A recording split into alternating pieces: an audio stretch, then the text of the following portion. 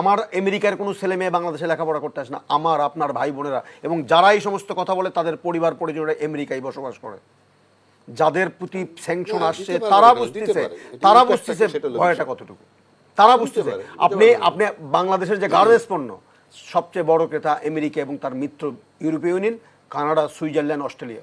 রাজনীতি স্থিতিশীল না হলে কি অর্থনীতি স্থিতিশীল হবে? একেবারেই অঙ্গাঙ্গিভাবে জড়িত। কারণ যদি রাজনীতি যদি স্থিতিশীল না হয়, বিনিয়োগকারীরা কিন্তু বিনিয়োগ করতে উৎসাহিত বোধ করবেন না। কর্মঘণ্টা কমে যাবে, যদি বিরোধী দল যদি রাজপথে যদি মিছিল মিটিং হরতাল দেয় কমে যাবে, উৎপাদন কমে যাবে। এবং বিশেষ করে যারা বায়ার তারা কখনোই চাইবেন না যে একটি রাজনৈতিক অস্থিতিশীল পরিস্থিতি যে জায়গায়, সেই জায়গায় তারা অর্ডার দিয়ে তাদের ব্যবসার ক্ষতি করতে।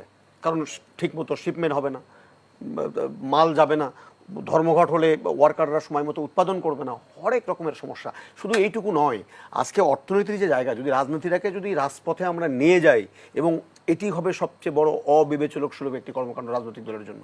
আমার দেশের অর্থনীতি ভালো নেই, মোটা দাগে ভালো নেই, এটা সবাই স্বীকার করে বলে বাংলাদেশ ব্যাংক আজ থেকে 6 মাস আগে আমলই নেওয়ার চেষ্টা করেনি যে ডলারের দামটা বাজারের উপরে ছেড়ে দাও। আমরা হাজারবার বলার চেষ্টা করেছি, আমরা বলার চেষ্টা করেছি যে ঋণটাকে বাজারের উপরে ছেড়ে দেন, আপনারা নিজেরা ঋণটাকে নিয়ন্ত্রণ করেন না। আজকে শ্রীলঙ্কার মতো দেশ অর্থনীতি ঘুরে দাঁড়িয়েছে, আমাদের দেশে এখন পর্যন্ত আমরা কিন্তু ঘুরে দাঁড়াতে পারিনি, বরং নিচের দিকে যাচ্ছি। আপনি লোন শোধ করতে হবে, বিদেশি যে বড় বড় মেগা প্রজেক্টগুলো দেশে হয়েছে, মেগা ব্যয় হয়েছে, এই টাকা তো ডলারে পরিশোধ করতে হবে। আপনার তো ডলার নেই, প্রত্যেক মাসে 1 বিলিয়ন করে ডলার কমে যাচ্ছে, তাহলে আপনি রেমিটেন্স প্রবাহ কমে যাচ্ছে। আয় আপনি গার্মেন্টসটা এখনও টিকে আছে ধুকে ধুকে, কিন্তু যদি রাজনীতি যদি অস্থিতিশীল হয়, সেটা কতটুকু টিকে থাকবে সেটা কি বড় কথা। তারপরে আপনি আরেকটা জিনিস মনে রাখেন, আমেরিকার সাথে আপনি লড়াই করছেন। সমস্ত বাংলাদেশে কিন্তু অধিকাংশ বিনিয়োগ কিন্তু আমেরিকার, বড় বড় যে বিনিয়োগ। আগে যেমন পররাষ্ট্রমন্ত্রী বলেছে যে আমেরিকা যদি আবার স্যাংশন দেয় আমরা পাল্টা স্যাংশন দেব, এই সক্ষমতা বাংলাদেশের নেই। সবচেয়ে বড় কথা, এই সক্ষমতা আমার আমেরিকার কোনো ছেলে মেয়ে বাংলাদেশে লেখাপড়া করতে আসে না, আমার আপনার ভাই বোনেরা এবং যারা এই সমস্ত কথা বলে তাদের পরিবার পরিজনেরা আমেরিকায় বসবাস করে।